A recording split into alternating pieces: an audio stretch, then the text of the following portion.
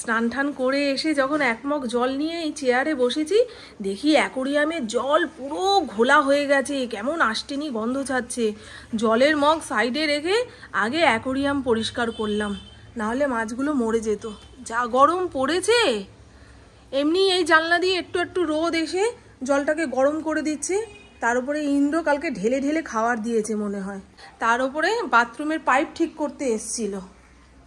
অচেনা ছেলেগুলোকে দেখে ফড়িং এত চিৎকার করছে, আমার মাথা যন্ত্রণার ব্যারাম আরও বাড়িয়ে দিল। এই সমস্ত হাত কাটা নাইটিগুলো হাতে কেচে ধুয়ে রেখে দিয়েছি, এখন মেলবো। ফুপু স্নান করে উঠে বই খাতা সামনে নিয়ে বসেছে। আদৌ পড়ছে কিনা জানি না, তবে এখন কিছু বলা যাবে না। আসল পড়া শুরু হবে তো 1 মাস পর থেকে। আর আজকে মাধ্যমিকের রেজাল্ট।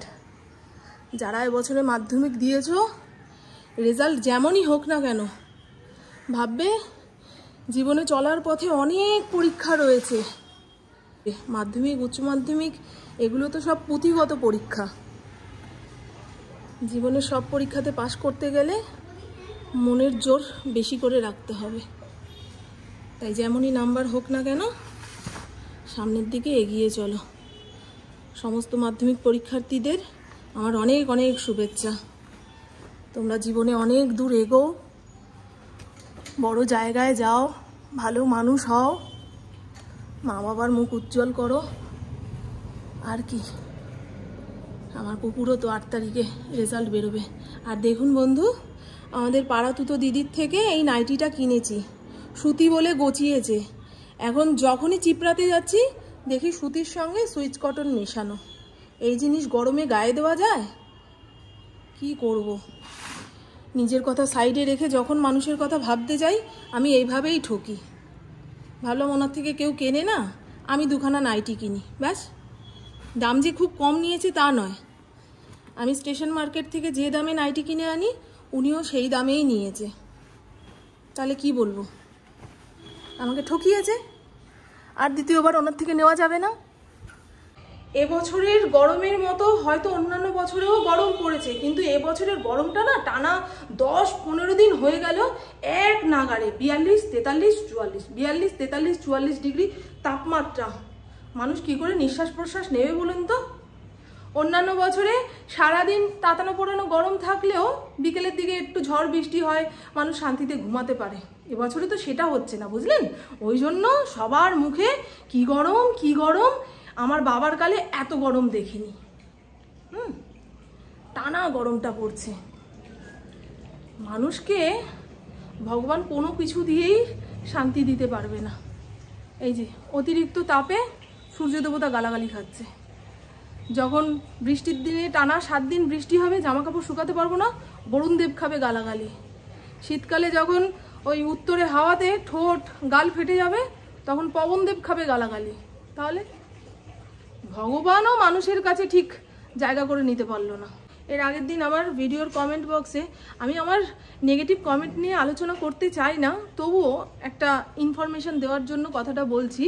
কেউ বলেছিলেন যে তুমি তো বললে তোমার মা সরকারি ঘর পাচ্ছে, আবার বলছো ইন্দ্রদা করে দিচ্ছে। সরকার থেকে কত টাকা দেয় একটা ঘর বানানোর জন্য? সরকার থেকে যতটুকু দেবে তার মধ্যে অনেকটা পরিমাণে টাকা ভরে তবে একটা মানুষ নিজের মন মতো বাড়ি বানাতে পারে। সেখানে ইন্দ্র যখন ইট বালি সিমেন্ট নিয়ে কাজকর্ম করে, মায়ের ঘরটা করে দিচ্ছে। মায়ের ঘরটা হয়ে যাওয়ার পরে কাকাদের ঘরগুলো হবে।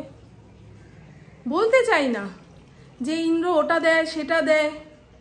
আমাদের ইন্দ্র সবসময় এক কথা বলে যে মানুষকে দিয়ে যতটা না পুণ্য করছো বলে তার থেকে বেশি পাপ কামাবে।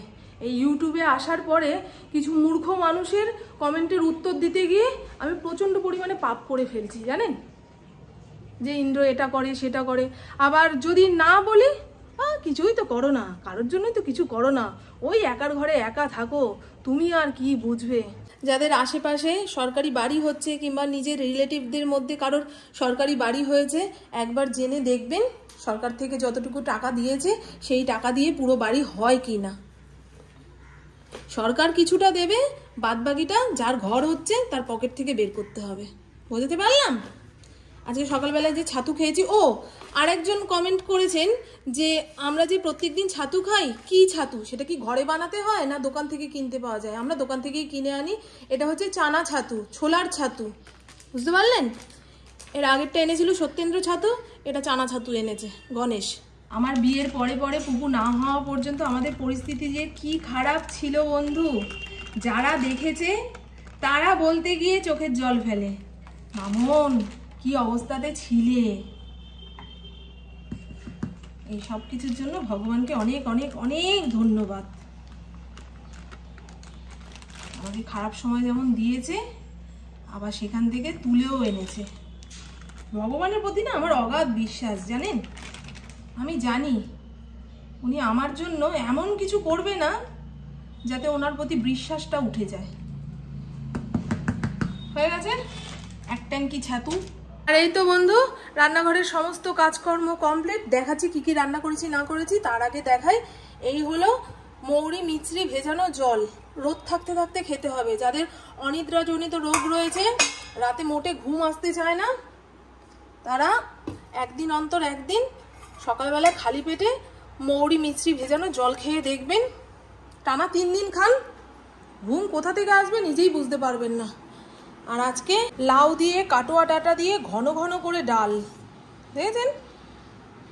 শুধু ডাল দিয়ে ভাত খেতে হলে ডালটা একটু ঘন করে নামাতে হয়। আর এরকম কাটোয়া ডাঁটা দিয়ে ডাল বানিয়ে গন্ধ লেবু চিপড়ে ভাত খেয়ে দেখবেন, গরমে যেন তৃপ্তি।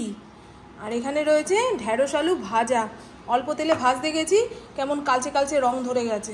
এখন তো আবার বেশি তেল খাওয়া যাবে না, প্রভুর অর্ডার রয়েছে। আর ডাল ভাতের সঙ্গে অবশ্যই পাঁপড়। এর আগের দিন মাধুরী পাঁপড় ভেজেছিলাম, নিচে 3টে আছে। আর এটা হচ্ছে লিজ্জত পাঁপড়। লিজ্জত পাঁপড় না তেলের মধ্যে পড়ার সঙ্গে সঙ্গে কেমন ছড়িয়ে যায় আর বড় তেল টানে, কিন্তু মাধুরী পাঁপড় দেখুন অল্প তেলে সুন্দর করে ভাজা হয়, পাঁপড়ের গায়ে 1 ফোঁটা তেল লেগে নেই। আর আধা ঘন্টা আগে পাঁপড় ভেজেছি, লিজ্জত পাঁপড়ের হাল। যারা তেল খেতে চায় না, এই আমার মেয়েটাই তো, দেখলেই নাক ছিটকাবে, হ্যাঁ পাঁপড় ভাজাতে এত তেল, কিন্তু কিছু করার নেই। এখন ফড়িংকে খেতে দেবো। একটা গোটা লাউ 3 দিন যাবৎ খাচ্ছি, আর 1 টুকরো রয়েছে, কালকে ফড়িংকে চিকেনের সঙ্গে সেদ্ধ করে দেবো। এই মুহূর্তে ওদেরও লাউ খাওয়া দরকার, পেট ঠান্ডা থাকবে। জানলা পর্দা সব দিয়ে দিয়েছি, রোদের তাপ চোখে পড়লে আমি মনে হয় অন্ধ হয়ে যাব। এরকম পরিস্থিতির মধ্যে দিয়ে দিনগুলো কাটছে আমার। জানিস বাবাই, চোখের ডাক্তার দেখাতে হবে। হ্যাঁ, মাথা যন্ত্রণাটা না চোখ অবধি নামছে। আর আগে চশমাটা পরার পরেও দেখছি লেখা চোখাগুলো একটার গায়ে একটা উঠে পড়ছে। তাহলে আমার চোখের সমস্যা হচ্ছে না বল? দেখি, তোর তো দেখানো হয়ে গেছে না চোখ? দেখি আমি আবার কবে যাই। কত বাড়িতে আছে রাস্তার দোকান থেকে চপ আলুর বড়া কিনে এনে রাতে জল ঢালা ভাত খাচ্ছে, এ নাক ছিটকায়। ঘরের তেলে ভাজা জিনিস খেতে চায় না, আর রাস্তার তেলে ভাজা জিনিস মানে বিষ, পেটে গেলেই মরবে। এদিকে যে রাঁধুনি মরে যাচ্ছে সেই চিন্তা নেই। আমাদের ইন্দ্র তো কোনো দিন না। আমার বেশ ভালো লাগে জানেন, চপ দিয়ে পান্তা ভাত খেতে হেভি লাগে। তারপর ফুলুরিয়া হয় না, উচ্চারণ ফুলুরি, ফুলুরি উচ্চারণ ঠিক করছি তো? ফুলুরি না ফুলুরি যাই হোক হবে, গোল গোল বেসনের ইয়ে, ওইটা দিয়েও পান্তা ভাত খেতে ভীষণ ভালো লাগে। আপাতত অ্যাকোরিয়ামের অবস্থা খুবই ভালো, জলটা স্বচ্ছ হয়ে গেছে। দেখি না ভয় পেয়ে গেছিলাম। কেদারনাথে এমন ঠান্ডাতে ঘুমিয়েছো, খাওয়ার টাইম পেরিয়ে যাচ্ছে সেটা বুঝতে পারোনি? মা না ডাকলে আসতে না, মা না ডাকলে আসতে না, পেটে খিদা নেই। প্রত্যেক বাড়ির পোষ্যদের এক হাল, মুখের সামনে ভাত দেওয়ার পরেও তারা খাচ্ছে না। ফড়িংকে অল্প অল্প করে দিচ্ছি দুপুরের দিকে, রাতে আবার পেট ভরে খাচ্ছে। রোদটা কমে আসছে, গরমটা একটুখানি কমছে, ওদেরও কষ্ট গো বন্ধু। আর দেখুন গরমে অল্প রান্না করলে কি হবে, দুপুরের থালা পুরো ভর্তি, ঢেঁড়স আলু ভাজা, ডাল, স্যালাড, পাঁপড়, গন্ধ লেবু। দৌড় দিয়ে ওপরের ঘরে যাই, আর পারছি না। এখন পেটে খাওয়ার না পড়লে না মাথা ঠান্ডা হবে না। বাবাই চলে আয় না মা, নিচের ঘরে থাকিস না, জানলা দিয়ে বড় রোদ ঢুকছে। পুকুর অনলাইন ক্লাস হয়ে যাওয়ার পরে এখন বিছানা পাট গুছাচ্ছে, গুছাতে থাকুক। আমার ফড়িংয়ের মনে হয় আবার লোম ওঠা শুরু হয়েছে। দেখুন কালকেই পাপোশটা পেতেছি, নীল পাপোশ পুরো সাদা করে দিয়েছে। একটা ওষুধ আছে, সেটা পরপর 3 দিন খাওয়ালে লোম ওঠাটা একটু কমে। ও মা, তুমি এই গরমেও ছাদে বাবার সঙ্গে ঘুরতে গেছিলে? ও সোনা মা গো, পরনের সমস্ত নাইটিগুলো এক জায়গায় জড়ো করে রাখি। নিজের ঘরে পাম্প চলছে, পাম্পের আওয়াজে আমার কোনো কথা আপনাদের কান পর্যন্ত যাবে না। ইন্দ্র যতক্ষণ বাড়িতে থাকবে ততক্ষণ পাম্প চলবে। আজকে আর ওয়াশিং মেশিন চালাতে পারবো না। সন্ধ্যের পরে ওয়াশিং মেশিন চালালে জলের সংকট দেখা দেবে। ইন্দ্র সেটা কিছুতেই মেনে নেবে না। সন্ধ্যের পর থেকে বললাম মাথার মধ্যে একটা দপদপানি ব্যথা শুরু হয়। আজকে দুপুরবেলায় আবির চট্টোপাধ্যায় আর রুক্মিণী মৈত্রর যে সিনেমাটা, সেটা দেখতে দেখতে একটু চোখ লেগে এসেছিল। তারপর বউকে বললাম বন্ধ করে দে, সন্ধ্যের পরে দেখব। সেটা এখন আবার চালাবে। আর এই নাইটিটা দেখছেন, এটা গত 2 বছর ধরে পরছি। খুব একটা হাত কাটা নাইটি পরা হয় না, তো এতদিন জ্যান্ত রয়েছে। এটা কি সিনেমা জানো? কি গো, তুমি কি রাচা খাবে? ছেড়ে দাও। আমাদের চা বানিয়ে নিয়ে চলে এসেছি। এখন যদি বলতে হ্যাঁ খাবো, আর এক কেলেঙ্কারি হতো।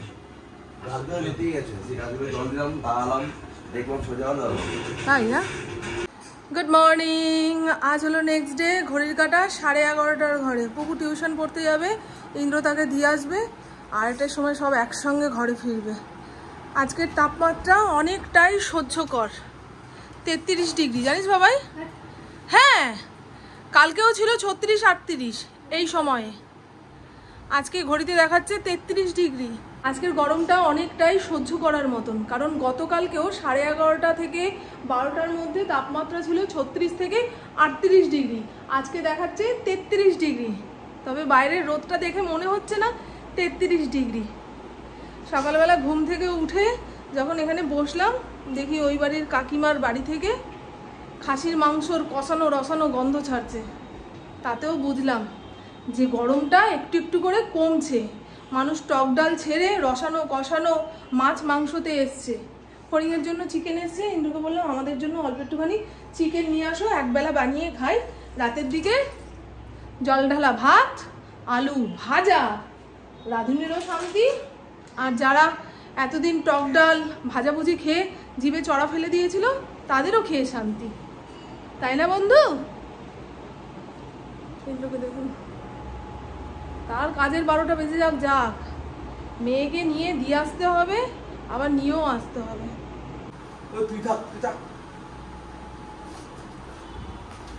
ওকে কিছু 10 টাকার নোট দিয়ে রাখবে। টোটোওয়ালারা যেই দেখে 50 টাকা আর তুলতে চায় না, বলে ছেড়ে দিন ম্যাডাম, উঠতে হবে না, পায়ে হেঁটে বাড়ি যান। যেদিন 10 টাকা নিয়ে ঘুরতে পারবেন সেদিন টোটোয় উঠবেন। টাটা।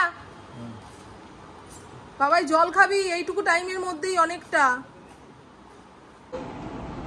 চিকেনটা ধুয়ে চটপট করে রান্না বান্না সেরে ফেলি। ফড়িং দেখুন, পুপু ইন্দ্র বেরোনোর সঙ্গে সঙ্গে কেদারনাথের দিকে দৌড় দিল। আমার উপরের ঘরের বিছানাটা কি তুলেছে? পুপু শরীরটা ভালো নেই। আমারও দেখি বুকের এই পাশটা ব্যথা করছে। কোন দিকে হৃৎপিণ্ড থাকে গো সেটাও ভুলে গেছি। বাঁদিকে না, এদিকটা প্রচন্ড পরিমাণে ব্যথা করছে। হৃৎপিণ্ড। এক্ষুনি বলবেন মামন তুমি উচ্চারণ ভুল করলে। এই তো যেটুকু পেরেছে গুছিয়ে গাছিয়ে গেছে। বিছানা তোলা না থাকলে না, রান্না বান্না শেষে যখন ওপরের ঘরে আসি, দেখলেই কেমন বিরক্ত হয়ে যাই যে বাবা বিছানাটা পর্যন্ত তোলেনি। পুকুর কোমরে ব্যথা করছে, পেটে ব্যথা করছে, সেই নিয়েই পড়তে গেল।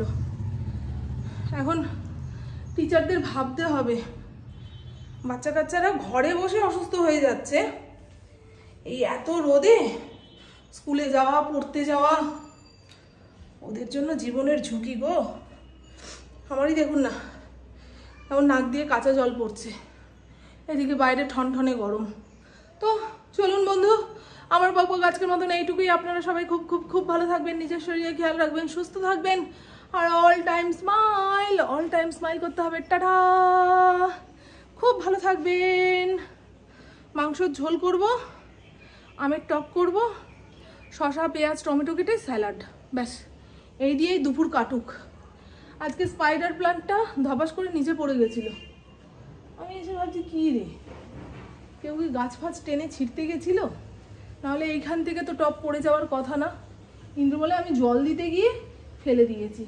বাবা, তুমি তো সেবা করতে গিয়ে মেরে ফেলবে।